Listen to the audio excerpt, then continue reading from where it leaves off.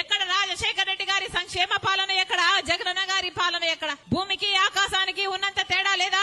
ఏమన్నాడు జగనన్న గారు? పూర్తి మద్యపాన నిషేధం చేస్తానన్నాడు జగనన్న గారు. 5 ఏళ్లలో పూర్తి మద్యపాన నిషేధం చేస్తానన్నాడు. అసలు మద్యం అన్నది ఎక్కడా లేకుండా చేస్తాను, ఆ తర్వాతే వచ్చి మీ ఓట్లు అడుగుతాను అన్నాడు జగనన్న గారు. నాకు మేనిఫెస్టో అంటే బైబిల్, ఖురాను, భగవద్గీతతో సమానం అన్నాడు. ఆ మేనిఫెస్టోలో నేను పెట్టాను మద్యపాన నిషేధం చేస్తాను అన్న జగనన్న గారు. మరి ఇప్పుడు ఏమైంది అన్నా, ఎలా ఉంది ఇప్పుడు పరిస్థితి అని మొన్న 4 రోజుల కింద నేను ఒక అన్నని అడిగితే, ఏమి మద్యపాన నిషేధం అమ్మా, ఇప్పుడు సర్కారే మద్యం అమ్ముతుంది, అది కూడా సర్కారు ఏది అమ్ముతే అదే కొనాలి అన్నాడు. అదేంటన్నా అంటే, ఇప్పుడు కొనాల్సింది వేరే వేరే బ్రాండ్లు ఏం దొరకవమ్మా, ఏదో బూమ్ బూమ్ అంట, స్పెషల్ స్టేటస్ అట, ఇవే దొరుకుతాయి తల్లి అన్నాడు. ఈ రోజు ప్రత్యేక హోదా తేవడం కథ ఏమో గాని స్పెషల్ స్టేటస్ అని మందుబాటలైతే వచ్చింది, జగనన్న గారి పుణ్యం. మరి ఇదేనా మాట నిలబెట్టుకోవడం అంటే? ఇప్పుడు కనీసం ఆన్లైన్ సేల్స్ లేవు, ఒక కార్డ్ తో పేమెంట్ లేదు, మద్యం షాపులో పూర్తి క్యాష్ పేమెంట్లే అంటున్నారు. ఎందుకు అని అడుగుతున్నాం. అంటే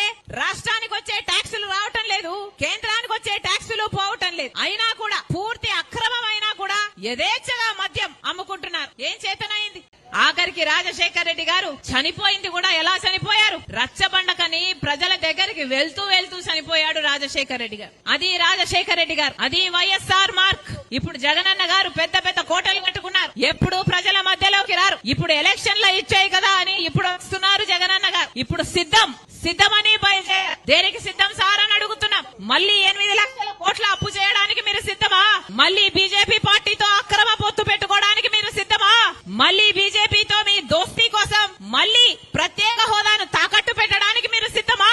మళ్ళీ పూర్తి మద్యపాన నిషేధం అని మోసం చేయడానికి మీరు సిద్ధమా? 25 లక్షల పేదలకు ఇల్లులు కడతామని మళ్ళీ మోసం చేయడానికి మీరు సిద్ధమా? దేనికి సిద్ధం? మళ్ళీ ఇసుక మాఫియా, లిక్కర్ మాఫియా, మళ్ళీ మైనింగ్ మాఫియా